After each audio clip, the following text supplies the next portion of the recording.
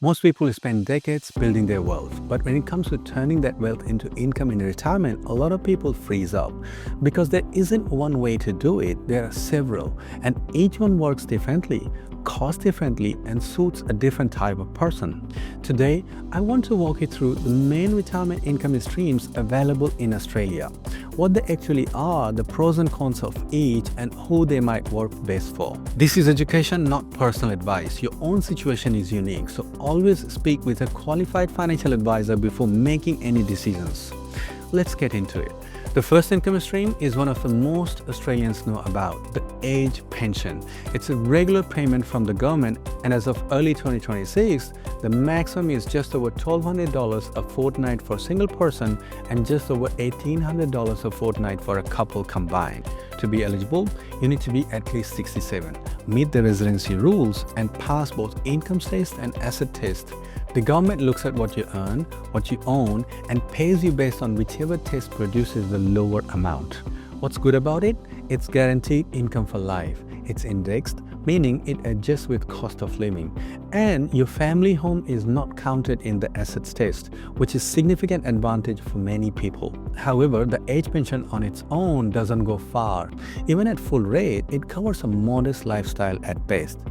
And if you have significant super and other assets, you may receive only a part pension or none at all.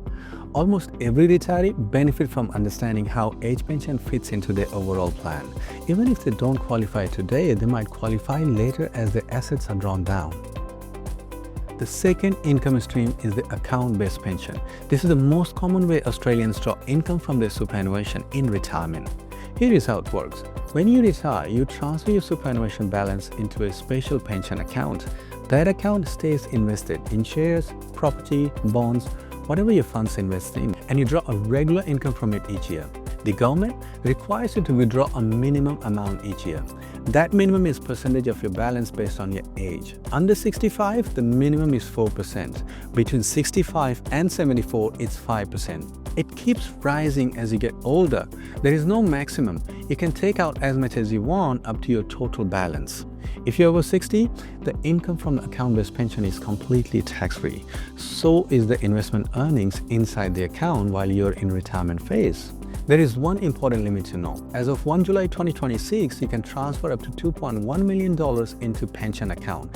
Anything above that limit needs to stay in your super accumulation account where earnings are taxed at 15%. So what's good about it? Flexibility. You can adjust your income payments, excess lump sum if needed, and your investments keeps growing. If you don't spend it all, whatever is left passes to your beneficiaries. But because it's market linked, your balance goes up and down. In a market downturn, especially early in retirement, large withdrawals from a falling balance can do lasting damage to how long your money lasts. That's what we call sequence of returns risk, and it's something I've covered in a dedicated video on this channel. It suits people who want flexibility and growth potential, who have a reasonable tolerance for market movements. It works especially well when combined with other income sources that provide a more stable cash flow.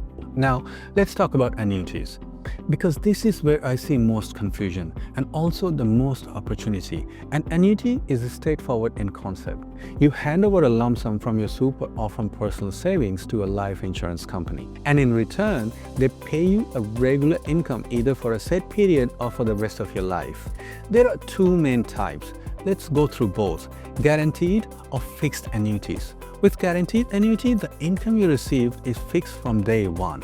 It doesn't change based on what markets are doing. The insurance company takes on all the investment risks. You can choose to have your payments stay the same in dollar terms, or you can have them indexed, meaning they increase each year in line with inflation. CPI indexed annuities are popular right now, and it's easy to see why. If inflation is running at 3 or 4% and your income isn't keeping up, you're slowly going backwards in purchasing power. A CPI-linked annuity solves that problem. What's good about it? It's predictable. You know exactly what's coming in every month for life. That certainty allows you to plan with confidence. And for many retirees, the peace of mind is genuinely valuable.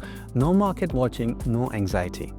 What to watch out for when buying annuities? You're handing over capital in exchange for income.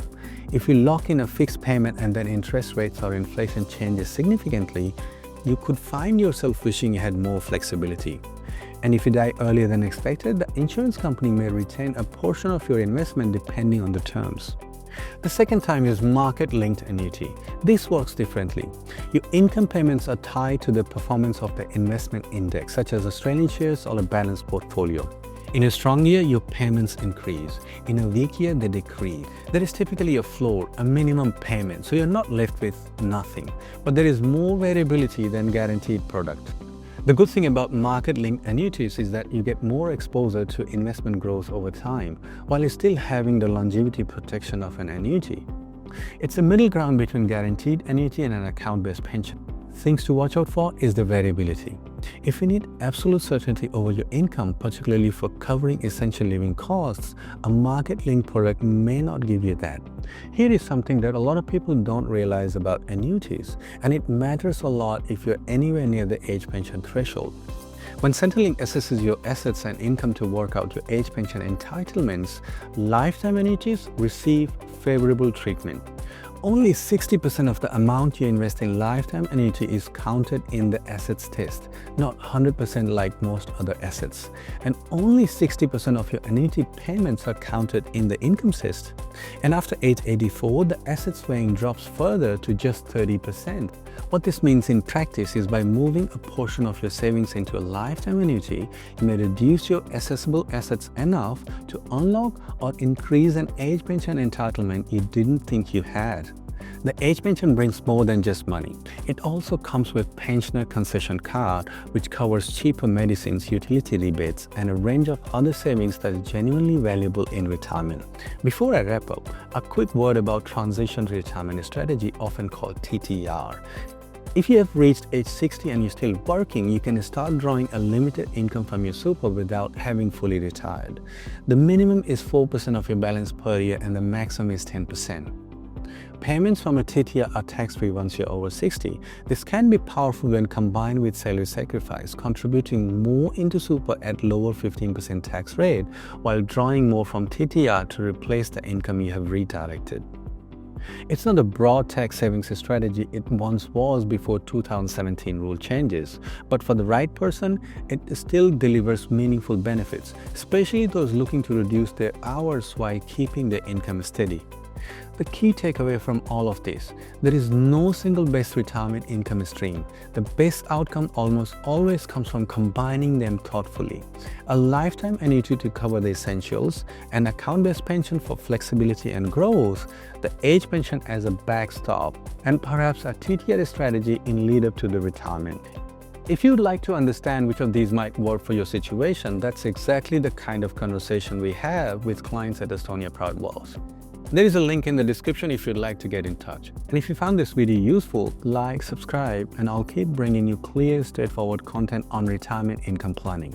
See you in the next one.